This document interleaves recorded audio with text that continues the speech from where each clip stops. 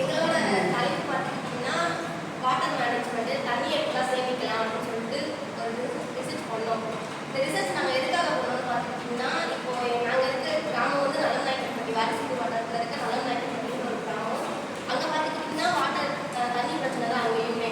அதுக்காக தான் மிஸ் வந்து சொன்னாங்க, இப்படி ஒரு ப்ராஜெக்ட் இருக்குது பண்ணுறீங்களா, யாரும் பண்ணுறான்னு சொல்லி எல்லாத்துக்கும் தான் காரணம் கேட்டாங்க. சரி, இது பண்ணுறது மூலிமா நம்மளுக்கு ஏதாவது கிடைக்குமா அப்படின்றதுக்காக தான் நாங்கள் ப்ராஜெக்ட் தயாரி பண்ணோம். பண்ணப்போனா ரொம்ப நாங்களே இன்ட்ரெஸ்டாக இருந்தோம். ஸ்டார்டிங்கில் ஒன்றுமே புரியாமல் தான் இதுக்குள்ள வந்தோம். அதுக்கப்புறம் ரொம்ப இன்ட்ரெஸ்டாக இருந்துச்சு. ஃபஸ்ட்டு நாங்கள் எங்கள் கிராமத்தை வந்து ரிசர்ச் பண்ணோம். அப்புறம் மிஸ்ஸோட சப்போர்ட்டோட பக்கத்து கிராமத்துக்குலாம் கூட்டிகிட்டு போய் ரிசர்ச் கூட்டிகிட்டு போனாங்க. அங்கே போய் நாங்கள் ரிசர்ச் பண்ணதில்லை. எல்லாருமே நிலத்தடி நீர் தான் யூஸ் பண்ணுறாங்க. அதிகமாக யாரை பார்த்தாலும் நிலத்தடி நீர் போர் போட்டிருக்கோம் அப்படின்னு தான் சொல்கிறாங்க. அதனால என்ன பண்ணணும்னா, ஃபஸ்ட்டு நம்ம மழை நீரை சேமிக்கிறோம் அப்படிங்கும்போது நிலத்தடி நீர் மட்டும் உயரும். அதுக்காக பார்த்துக்கிட்டிங்கன்னா எப்படி சொல்கிறேன், எல்லாருமே நிலத்தடி நீர் தான் யூஸ் பண்ணுறாங்க. அதாவது மழை நீரை சேமிக்கும் போது நிலத்தடி நீர் மட்டும் உயரும். அப்படிங்கும்போது நம்மளுக்கு தண்ணி நிறைய கிடைக்கும்.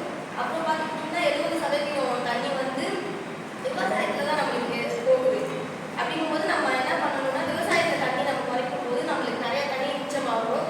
அதனால விவசாயத்தில் போய் பார்க்கும்போது நம்ம வாய்க்கால் முறை பழைய பாரம்பரிய முறைகளை யூஸ் பண்ணும்போது என்னன்னா, இந்த வாய்க்கால் மூலயமா தண்ணி போகிறதா இருக்குது. அப்படி போகும்போது பாதி தண்ணி மண்ணுக்குள்ளே போயிடும். அப்போ நமக்கு நிறைய தண்ணி வேஸ்ட் ஆகும். அதுவே நம்ம இப்போ இருக்க நவீன முறையில் பார்த்துக்கிட்டோம்னா, சொட்டு நீர் பாசனம், தெளிப்பு நீர் பாசனம், அப்புறம் எங்கள் பாட்டி தோட்டத்தோட போய் பார்த்தோம். Automatic water pump starter. இது என்னன்னா, நமக்கு கொஞ்சம் பெருசாக இருக்கும். இந்த மாதிரி செருப்புல வந்து ஃபிட் பண்ணி வச்சுருக்காங்க. அந்த மிஷினை வந்து நம்ம எப்படி ஆப்ரேட் பண்ணுறது அப்படின்னா, நம்ம ஃபோனுக்கு சிம் கார்டு இருக்குது, அதே மாதிரி அந்த மிஷினுக்கு ஒரு சிம் கார்டு இருக்கும். அந்த சிம் கார்டு வந்து அந்த மிஷின் கூட ஃபிட் பண்ணிடுவாங்க. ஃபிட் பண்ணிவிட்டு நம்ம எப்பயும் போல் கால் பண்ணுற மாதிரி அந்த சிம்முக்கு கால் பண்ணி நம்ம ப்ரெஸ் பண்ணோம்னா, நம்ம எந்த இடத்துல இருக்குன்னா கால் பண்ணி கீபேடில் வந்து நம்ம ப்ரெஸ் பண்ணோம்னா ஆட்டோமேட்டிக்காக ஆன் ஆகிடும்.